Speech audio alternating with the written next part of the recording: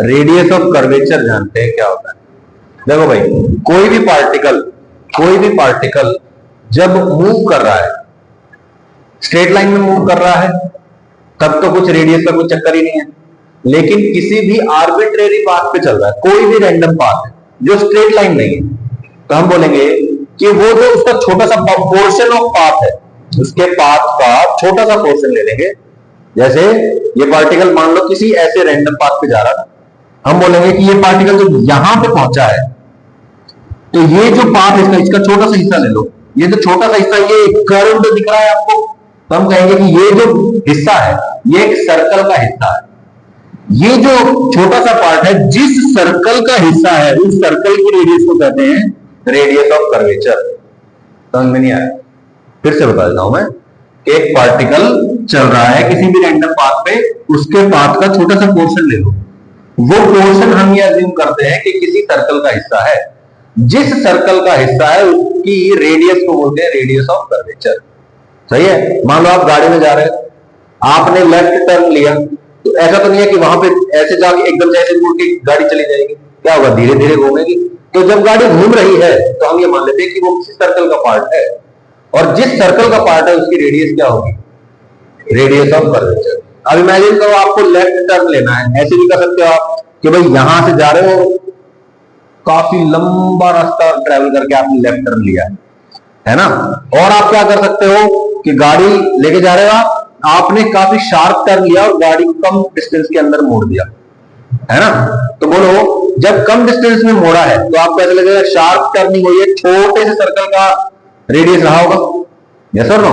और जब बड़े से पाथ पर से आप घूम रहे हो तो ऐसा लगेगा जैसे बहुत बड़े सर्कल का हिस्सा है आपका पाथ, यस और नो। तो रेडियस ऑफ कर्वेचर किसमें ज्यादा होगी? लंबे वाले पाथ में, बड़े वाले पाथ। और अगर आप बहुत शार्प टर्न कर रहे हो तो रेडियस ऑफ कर्वेचर क्या होगी? बहुत कम होगी। ठीक है? कोई दिक्कत इसमें? ठीक है। तो when A particle is moving along any curved path, जब कोई पार्टिकल किसी भी कर्व्ड पाथ पे चल रहा है, it will experience a force in A direction away from the curve. जब आप गाड़ी चला रहे हैं, आप लेफ्ट मुड़ रहे हैं, गाड़ी लेफ्ट जा रही है, तो आप ऐसा फील करते हैं ना, यस और नो, इनर्शिया ऑफ डायरेक्शन वाला। तो बोलो, कर्व जिस तरफ है उससे ऑपोजिट डायरेक्शन में आप फोर्स महसूस करते हैं। ठीक है? It can be assumed that at any instant its path is circular. ऐसा अज्यूम किया जा सकता है कि पार्टिकल का जो पाथ है वो क्या है? सर्कुलर है, एक सर्कल का हिस्सा है। ठीक है? Whose radius is RC.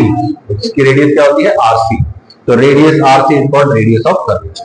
ठीक है भाई? अच्छा, अब देखो, ये पार्टिकल जा रहा था किसी रास्ते से, इसकी स्पीड थी v, ठीक है, और इधर की तरफ जो एक्सेलरेशन है इसको हम बोल देंगे, क्योंकि ऑब्वियसली कर्व इधर है, तो बोलो सर्कल भी इधर ही बनेगा, और सर्कल इधर बनेगा तो बोलो ये रेडियस ऑफ कर्वेचर हो जाएगा। सेंट्रीफ्यूगल एक्सेलरेशन कहां लगेगा? सेंटर की तरफ। हम क्या करेंगे? आरसी, एसी और v, ये तीन चीजें अपने को पता आएंगी, और तीन चीजें पता नहीं होंगी। बोलो, एसी का फॉर्मूला क्या आएगा? v square by R. कौन सा? आरसी। आरसी का वैल्यू क्या आ जाएगा? v square bye. सही है? कोई दिक्कत? बिल्कुल सिंपल है, कर सकते हैं आप लोग। समझ में आया? दोबारा बताऊं क्या? बहुत ध्यान से सुनना होता है आकाश, ध्यान कहीं और था तुम्हारा। Find the radius of curvature of A particle at the highest point of its projectile motion. Projectile motion sir, ये तो बहुत पुरानी बात नहीं हो गई? अरे, प्रोजेक्टाइल मोशन पड़ा हुआ है। पार्टिकल क्या करता था बोलो भाई? एक पार्टिकल यहां है, वो यहां से फेंका गया है u वेलोसिटी से थीटा एंगल पे, तो वो पार्टिकल कुछ ऐसे जा रहा हो। सही है? जब ये पार्टिकल यहां है तब इसका रेडियस ऑफ कर्वेचर कितना है? सही है? मैं कहता हूं जब ये पार्टिकल यहां होगा तो इसकी इस डायरेक्शन में कुछ वेलोसिटी होगी v, बोल देते हैं उसको थोड़ी देर के लिए। सही है?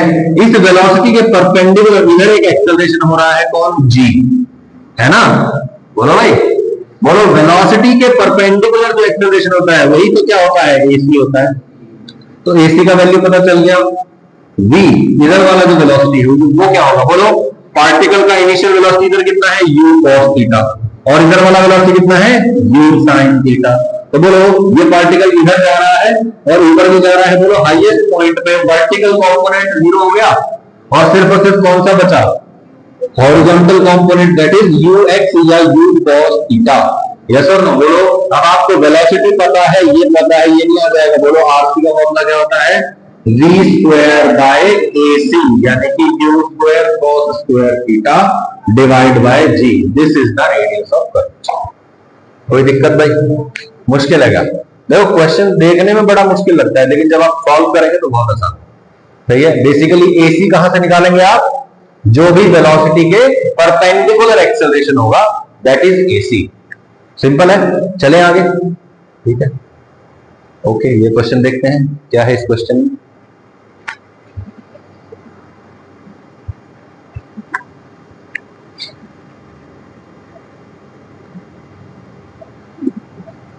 A particle starts rotating with omega equal to 2t। खेल है, ध्यान रखना। ओमेगा क्या है, 2t के बराबर, यानी कि टाइम चेंज होगा तो ओमेगा भी चेंज होगा। टाइम बढ़ रहा है ऑब्वियसली, तो ओमेगा भी क्या हो रहा है, बढ़ रहा है। From the position shown in the figure at t equal to 0, t equal to 0 पे पार्टिकल यहां से चलना शुरू करता है और उसका ओमेगा होता है 2t के बराबर। Find omega, alpha, speed, centripetal acceleration, tangential acceleration, net acceleration and angle between velocity and net acceleration at t equal to 1, t equal to 2, t equal to 0, है ना, 0, 0, 1, 2 पे निकालना है। क्वेश्चन तो समझ में आ गया। अब देखो ओमेगा आपको गिवन है, एक तरह से ओमेगा गिवन है तो आप सारी चीजें निकाल सकते हो।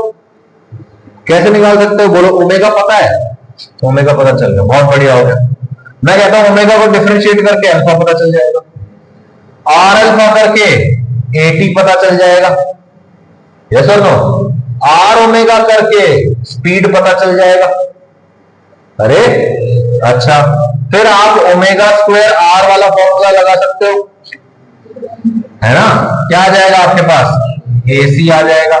एटी पता है, एसी पता है, तो ए नेट आ जाएगा। और फिर टेंजेंट फाई, फाई क्या है, angle between velocity and net acceleration, वो भी आप निकाल सकते हो। Find angle between velocity and net acceleration, वो क्या होता है, बोलो AC बाय AT के बराबर। तो क्या निकाल पा रहे हो आप, ओमेगा पता चल जाएगा, alpha, V, AC, AT, A net सब पता चल रहा है। सही है। सिंपली क्या करना है आपको, आपको पहले ओमेगा निकालना है, और ओमेगा क्या है 2t, तो टाइम का वैल्यू रखो 0, तो ओमेगा हो गया 0। तो बोलो स्पीड भी हो जाएगा, आर ओमेगा 0, स्पीड 0 है, तो बोलो ओमेगा स्क्वायर आर, ये भी 0 हो जाएगा।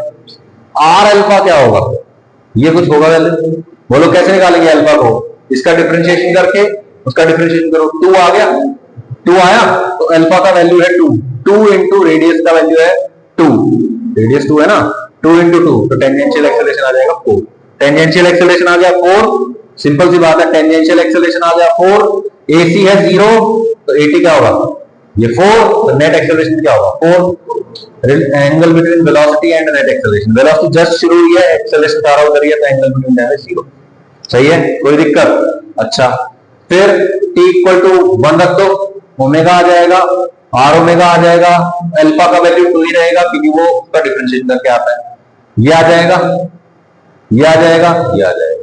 बोलो ऐसे ही t इक्वल टू 2 रखिएगा, करने की जरूरत पड़ेगी मुझे, है ना। आकाश अभी भी ध्यान नहीं है तुम्हारा,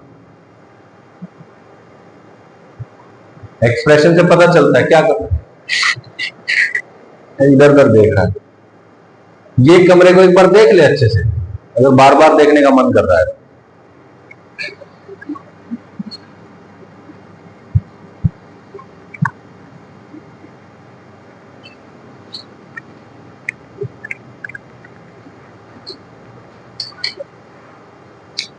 अगला क्वेश्चन देखते हैं। Given that net acceleration is 5 metre per second square, particle है, घूम रहा है, नेट एक्सेलरेशन 5 है।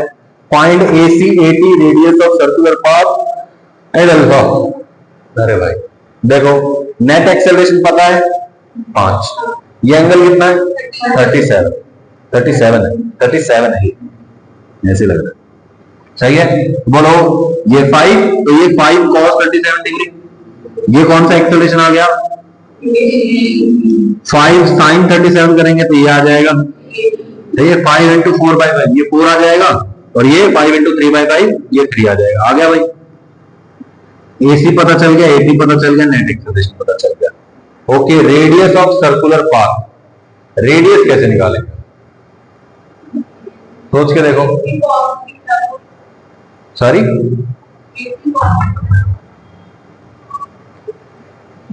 स्पीड कितना है, 2 मीटर पर सेकेंड। तो बोलो एसी पता है क्या होता है, v², ये 2 है, ये गिवन है, आर का वैल्यू आ जाएगा, कर लोगे। वेलोसिटी आ गया, तो बोलो v = r ओमेगा, r पता है तो ओमेगा तो पता चल जाएगा।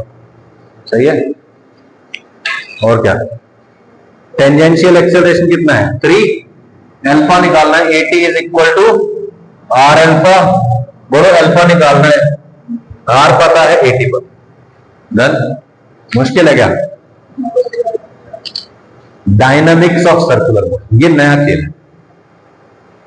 क्या है भाई dynamics of circular motion, dynamics में क्या होता है, डायनामिक्स में फोर्स जो लगती है वो भी हमको कंसिडर करनी होती है। जैसे काइनेमैटिक्स में हम क्या स्टडी कर रहे थे, सिर्फ और सिर्फ पार्टिकल का मोशन स्टडी कर रहे थे, एक्सेलरेशन स्टडी कर रहे थे, है ना, डिस्टेंस या डिस्प्लेसमेंट स्टडी कर रहे थे। क्या हमने वहां पे ये जिक्र किया कि कौन पार्टिकल को चला रहा है ना। काइनेमैटिक्स में सिर्फ और सिर्फ क्या था, only the motion, cause of the motion से कोई मतलब नहीं है। लेकिन डायनामिक्स में क्या होता है, हमें कॉज ऑफ द मोशन को भी स्टडी करना होता है, या मैं कहूं फोर्सेज इन्वॉल्व जो हो रही है उनको स्टडी करना। सही है, अच्छा ठीक है, डायनामिक्स ऑफ सर्कुलर मोशन, ठीक है भाई। तो इसमें हम क्या स्टडी करेंगे, कॉज ऑफ मोशन, यानी कि force acting on the system भी हम स्टडी करेंगे। अब इमेजिन करिए एक पार्टिकल है, यूनिफॉर्म सर्कुलर मोशन कर रहा है, ठीक है, बोलो सेंट्रीपिटल एक्सेलरेशन सेंटर की तरफ होगा। अब बोलो एक्सेलरेशन, एक एक्सेलरेशन है जो सेंटर की तरफ लगता है, अगर मैं मास से मल्टीप्लाई कर दूं इसको तो बोलो क्या आ जाएगा, m इंटू AC, फोर्स होना चाहिए, डायरेक्शन क्या होगी, जो एक्सेलरेशन की डायरेक्शन है वही फोर्स की डायरेक्शन होगी। बोलो सेंट्रीपिटल एक्सेलरेशन है तो जो फोर्स हो रही होगी, लग रही होगी इस डायरेक्शन में, क्या होगी, सेंट्रीपिटल फोर्स बोलेंगे। सही है, तो FC = m इंटू AC। तो सर फोर्स लग रही होगी सेंटर की तरफ, हाँ भाई पार्टिकल घूम रहा है ना, कोई ना कोई चीज तो होगी जो उसको घुमा रही होगी। जब अगर फोर्स लगेगी तभी तो उसका डायरेक्शन चेंज होगा, बिना फोर्स के डायरेक्शन चेंज हो जाएगा क्या। न्यूटन का पहला लॉ क्या कहता है, एक पार्टिकल है वो रेस्ट पे तो रेस्ट पे रहेगा, और अगर वो मोशन में है तो वो अपने मोशन को स्ट्रेट लाइन पाथ में कंटिन्यू करेगा जब तक उस पर कोई एक्सटर्नल फोर्स ना लगे। यस और नो, तो बोलो जब तक कोई फोर्स नहीं लगेगी पार्टिकल की डायरेक्शन चेंज हो जाएगी क्या, नहीं। तो जो डायरेक्शन चेंज करने के लिए एक्सेलरेशन रिस्पॉन्सिबल है दैट इज सेंट्रीपिटल एक्सेलरेशन, और जो डायरेक्शन चेंज करने के लिए फोर्स रिस्पॉन्सिबल है दैट इज सेंट्रीपिटल फोर्स। इसको निकालते कैसे हैं, मास को सेंट्रीपिटल एक्सेलरेशन से मल्टीप्लाई कर दो, है ना। जनरल फॉर्मूला क्या पढ़ा है भाई, force = mass into acceleration. Centripetal acceleration, centripetal force है, सेंट्रीपिटल फोर्स है, सेंट्रीपिटल एक्सेलरेशन है। यस और नो, ये भी वेक्टर दोनों का डायरेक्शन क्या होगा, सेम, क्योंकि ये तो पॉजिटिव है, बोलो जो इसका डायरेक्शन वही इसका डायरेक्शन, कोई दिक्कत, बिल्कुल सिंपल है, ठीक है। यूनिफॉर्म सर्कुलर मोशन हो रहा था, वेलोसिटी कांस्टेंट 0 था, FC आ गई। सही है, FC का वैल्यू, AC का वैल्यू रख दो, क्या आएगा, v²/r भी रख सकते हैं, तो mv²/r। बोला FC = mv²/r, या फिर mv ओमेगा, या फिर m ओमेगा²। सही है, तो 3 फॉर्मूले बन गए ना, सिर्फ मास से मल्टीप्लाई किया, पिछले फॉर्मूले याद है तो ये भी याद है, डन, ठीक है। अच्छा अब देखो ये जो ऑब्जेक्ट है, मान लो कि ये एक बॉल है, एक धागे से बांध के उसको ऐसे घुमाया जा रहा है, ऐसे ऐसे घुमाया जा रहा है, ठीक है, ऐसे घुमा रहे हैं, डांस का स्टेप नहीं है ये, तो डोंट लाफ, ठीक है। अब ये जो बॉल है ऑब्वियसली एक रस्सी से बांध के ऐसे घुमाई जा रही है, तो मैं कहता हूं ये पार्टिकल या ये जो बॉल है ये ऐसे ऐसे रास्ते पे घूम रही है, बताओ इसका डायरेक्शन चेंज हो रहा है, इसके ऊपर एक्सेलरेशन है, इस पे लग रहा है फोर्स, है ना। बोलो क्या ये जो है, अगर मैं इस बॉल पे बैठ जाऊं या इस बॉल पे कोई मक्खी बैठी हो, तो बताओ क्या वो इनर्शियल फ्रेम में बैठी है या नॉन इनर्शियल फ्रेम में बैठी है? Non inertial. क्यों? क्योंकि ये फ्रेम कैसा है? एक्सेलरेटेड फ्रेम है। यस और नो? और एक्सेलरेटेड फ्रेम को ही बोलते हैं नॉन इनर्शियल फ्रेम। और नॉन इनर्शियल फ्रेम में एक सूडो फोर्स लगता है। सूडो फोर्स का डायरेक्शन क्या होता है? Opposite to the acceleration. तो बोलो अगर इसका एक्सेलरेशन इधर है तो यहां बैठे हुए ऑब्जर्वर का जो सूडो फोर्स होगा वो उधर होगा, जो कि कहां होगा? Away from the centre. अब इमेजिन करिए अगर आप एक सर्कुलर पाथ पे गाड़ी चला रहे हैं, है ना, तो आप गाड़ी को लेफ्ट टर्न करते हो तो आप राइट साइड में हो जाते हो। क्यों हो जाते हो? क्योंकि आप जिस फ्रेम में बैठे हो जब वो घूम रहा है तो वो एक्सेलरेटेड फ्रेम है, और एक्सेलरेटेड फ्रेम में सूडो फोर्स लगता है। सेंट्रीपिटल एक्सेलरेशन उधर है तो जो सूडो फोर्स है उसका वो बाहर की तरफ लगेगा, अवे फ्रॉम द सेंटर लगेगा। यस और नो? तो इस बात को याद रख लो कि जब भी आप ग्राउंड पे खड़े होकर देख रहे हो तो क्या बोलोगे? Centripetal force acting towards the centre, centripetal force is equal to mass into centripetal acceleration. सही है? अब अगर आप इसके फ्रेम में जाके इक्वेशन लिखोगे तो आप क्या लिखोगे? बोलो, एक सूडो फोर्स लिखनी पड़ेगी आपको। सही है? सेंट्रीपिटल फोर्स का जो सूडो फोर्स बनता है उसको बोलते हैं सेंट्रीफ्यूगल फोर्स। सेंट्रीफ्यूगल फोर्स, और वो हमेशा कहां लगेगा? Away from the centre. ये बात ध्यान रहे कि जब आप इस फ्रेम में बैठे होंगे, जो ऑब्जेक्ट घूम रहा है उसके फ्रेम में बात करेंगे तभी सूडो फोर्स लगेगा, अदरवाइज सूडो फोर्स नहीं लगेगा। सही है? कोई दिक्कत? अब देखो ये बॉल को ऐसे ऐसे घुमाया जा रहा है ना। मैं कहता हूं जब इस बॉल को ऐसे घुमा रहे हैं हम बहुत तेजी से, तो जो स्ट्रिंग है वो टाइट होगी या ढीली होगी? टाइट होगी। सही है? उसके अंदर टेंशन होगी। सही है? अब मैं कहता हूं कि उसके अंदर टेंशन कितनी होगी ये निकालो। तो मैं कहता हूं in the frame of reference of the ball, उस बॉल के फ्रेम ऑफ रेफरेंस में बोलो टेंशन कहां लग रही है? इसके लिए अंदर की तरफ टुवर्ड द सेंटर, और एक सूडो फोर्स लग रही है बाहर की तरफ एम इंटू ए सी। मैं कहता हूं जब मैं इस बॉल के ऊपर बैठा हूं तो ये बॉल मुझे रेस्ट पे दिखाई दे रही है, ये बॉल रेस्ट पे दिखाई दे रही है, मतलब इसके ऊपर नेट फोर्स क्या है? जीरो। यानी कि इधर वाला फोर्स इक्वल टू इधर वाला फोर्स। इसको बोलेंगे tension is equal to M A C. तो बोलो tension is equal to M into A C is equal to M into V square by R, M omega square R या फिर M B omega. सही है? इसी बात को दूसरे तरीके से भी बोल सकते हैं कि इस ऑब्जेक्ट को गोल गोल रास्ते पे घुमाना था, है ना, गोल घुमाना है, मतलब एक एक्सेलरेशन चाहिए जो डायरेक्शन चेंज करेगा, मतलब एक फोर्स चाहिए जो डायरेक्शन चेंज करेगा। वो फोर्स कौन देगा? कौन प्रोवाइड करेगा उसको? मैं कहता हूं इस रस्सी की टेंशन, इस रस्सी की जो टेंशन है वही इसको गोल घुमाने के लिए रिस्पॉन्सिबल है। इस रस्सी की टेंशन ही यहां पे सेंट्रीपिटल फोर्स प्रोवाइड कर रही है। इस रस्सी की टेंशन की वजह से यहां सेंट्रीपिटल एक्सेलरेशन आता है। समझ में नहीं आया? दो तरीके से अब आप स्टडी कर सकते हो डायनामिक्स ऑफ सर्कुलर मोशन। पहला, उस पार्टिकल के फ्रेम ऑफ रेफरेंस में चले जाओ, एक pseudo force away from the centre लगा दो, net force is equal to zero, है ना, क्योंकि आप उस पर बैठे हो तो वो आपको रेस्ट पे दिखाई दे रहा है, अंदर वाला फोर्स बाहर वाले के बराबर। या फिर आप क्या कर सकते हो? आप ग्राउंड पे बैठ जाओ। दूसरा तरीका जो है ग्राउंड पे बैठ जाओ। क्या बोलेंगे आप? ये पार्टिकल गोल गोल घूम रहा है, इस पार्टिकल को घुमाने के लिए एक सेंट्रीपिटल एक्सेलरेशन चाहिए, यानी कि एक सेंट्रीपिटल फोर्स चाहिए। वो centripetal force is equal to जो भी टेंशन वगैरह लग रही है। सही है? कोई दिक्कत? इमेजिन करो आप पार्टिकल को घुमा रहे हो और वो रस्सी टूट जाए तो वो गोल गोल घूमता रहेगा क्या? वो सीधे रास्ते पे चला जाएगा। यस और नो? मान लो ये पार्टिकल बहुत तेजी से घूम रहा है और यहां पे आके रस्सी टूट जाए तो पार्टिकल सीधा सीधा चला जाएगा ऊपर, ऊपर मतलब स्ट्रेट लाइन पाथ में चला जाएगा। सही है? समझ में नहीं आया? बिल्कुल सिंपल है।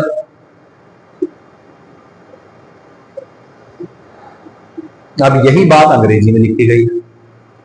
चलो इसको पढ़ते हैं क्या लिखा हुआ। तरीका समझ में आ गया ना भाई? अच्छा एक बात बताओ, आप स्टेडियम में ना गाड़ी ले गए अपनी एक, ठीक है, वहां पे आपने क्या किया? गाड़ी को गोल गोल पाथ पे घुमाना शुरू कर दिया। वहां पे सेंट्रीपिटल फोर्स कौन प्रोवाइड कर रहा है? Friction provide. कौन प्रोवाइड कर रहा है? फ्रिक्शन।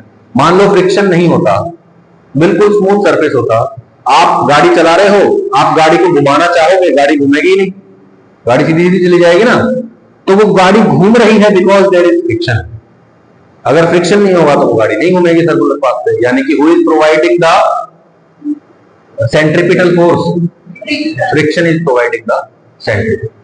सही है, ये भी ध्यान रखना, कोई दिक्कत? ठीक है। अब यही बातें लिखी गई है व्हेन अकॉर्डिंग टू द, या तो व्हेन लगाओ या अकॉर्डिंग लगाओ। ठीक है। According to the first law of motion an object will stay at rest और continue its state in a straight line if an external force is not acting on it. सही है। अगर एक एक्सटर्नल फोर्स नहीं लग रही है तो पार्टिकल रेस्ट पे तो रेस्ट पे रहेगा, अदरवाइज स्ट्रेट लाइन पाथ पे चलता रहेगा। ठीक है।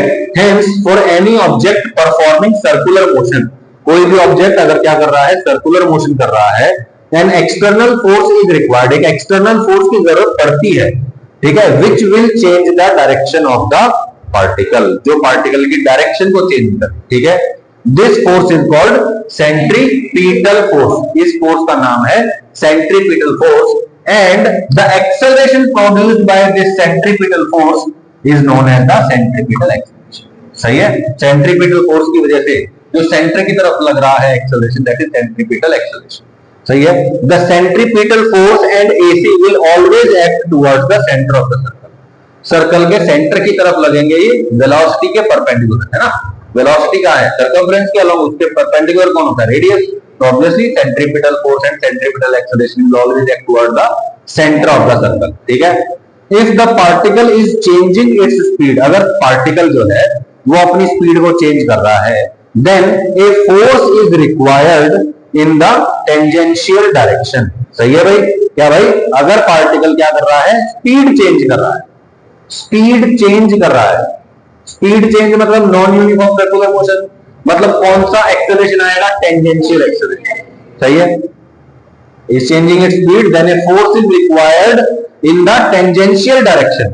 स्पीड को चेंज करेगा टेंजेंट के अलोंग वाला डायरेक्शन वाला एक्सेलरेशन, और यानी कि फोर्स किधर लगेगा?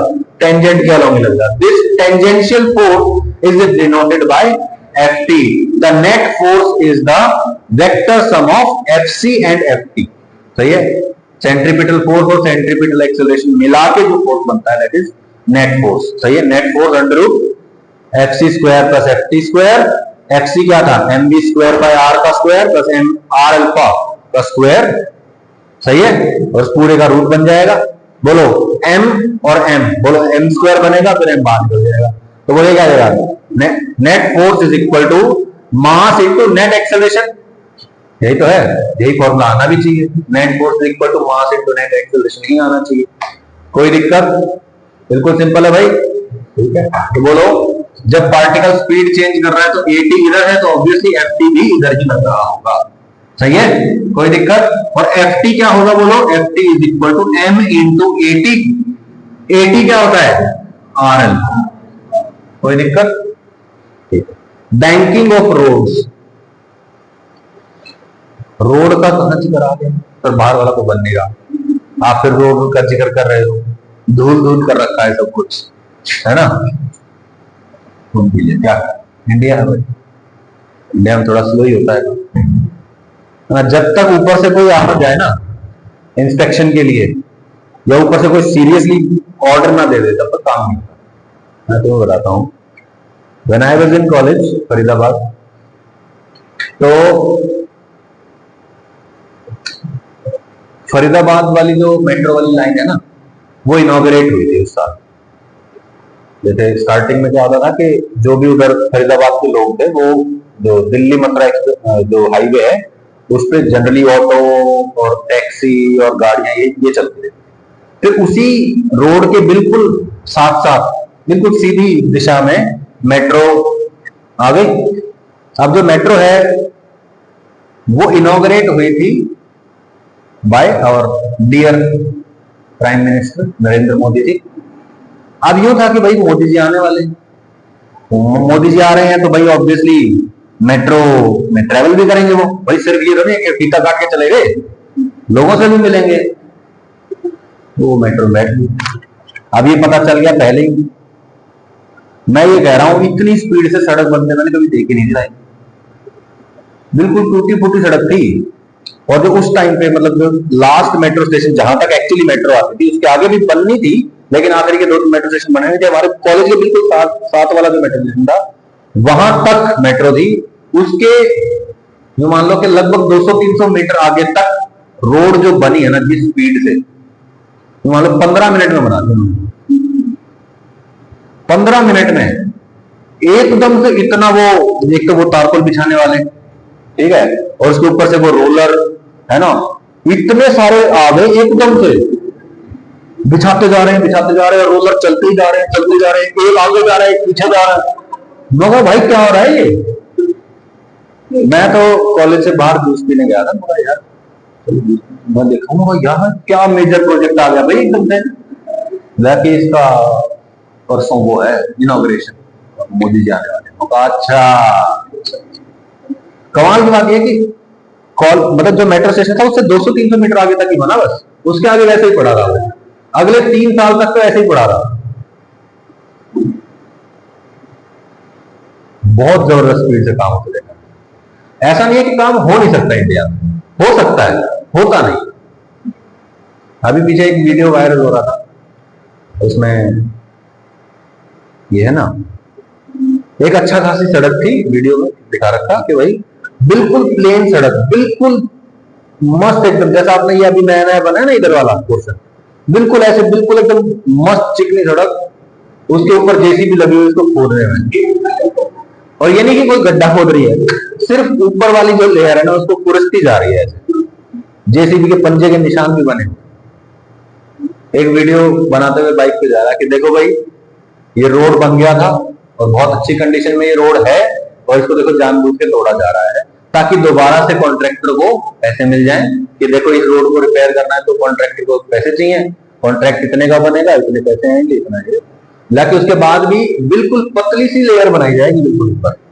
जब रोड को रिपेयर किया जाता है आप देखो बिल्कुल पतली सी लेयर को इम्प्रूव करते हैं, ये नहीं कि बिल्कुल खोद के और बिल्कुल फाउंडेशन को स्ट्रॉन्ग करेंगे, बस ऊपर से लेयर। अभी बिहार की एक वीडियो आई थी, बंदा एक वो रिपोर्टर है लिटरली, वो क्या करता है कि देखो भाई ये सड़क बन गई है, कल ही सड़क बनी है, मतलब अभी ये 5-7 साल तो चलनी चाहिए, हाथ से पकड़ के उखाड़ दी सड़क। देखिए थे वो वीडियो, हाथ से पकड़ के सड़क को ऐसे उखाड़ दिया। क्यों? क्योंकि सड़क बनती है तो उसमें बहुत सारी चीजें होती हैं, जैसे एक भाई पहले फाउंडेशन होगा, ठीक है भाई, जमीन को जो मिट्टी है उसको अच्छा से ठोक के बिल्कुल एकदम सॉलिड बनाया जाएगा, उसके ऊपर रोड है जो होते हैं ना ये पत्थर टाइप के छोटे छोटे, वो डाले जाएंगे, उसके ऊपर ग्रेवल डालेंगे, उसको फिर फ्लैट करेंगे, उसके ऊपर दूसरी तरह की एक टारमैक की लेयर आएगी, उसके ऊपर फिर फाइनल लेयर आएगी, ना 2-3 लेयर होती है उसकी, फाइनल लेयर सीधी। जैसे वो होता है ना कि एग्जाम की तैयारी नहीं करी सीधा फाइनल एग्जाम देने चले गए, तो ऐसे ही उन्होंने बिल्कुल फाइनल लेयर लेयर बिछा दी। अब वो किसी चीज को पकड़ेगी, उसके नीचे बालू रहता है, उसे पकड़ के उखाड़ दी।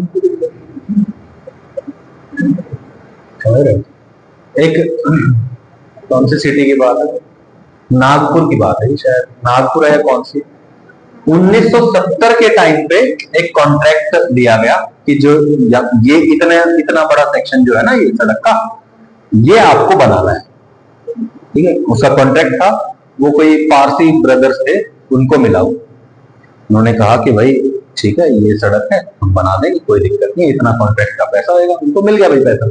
उन्होंने सड़क बनाई 1970 या 72 में उन्होंने सड़क बनाई थी, वो सड़क आज तक नहीं टूटी है, मोर देन 55 ईयर्स हो चुके हैं, ठीक है।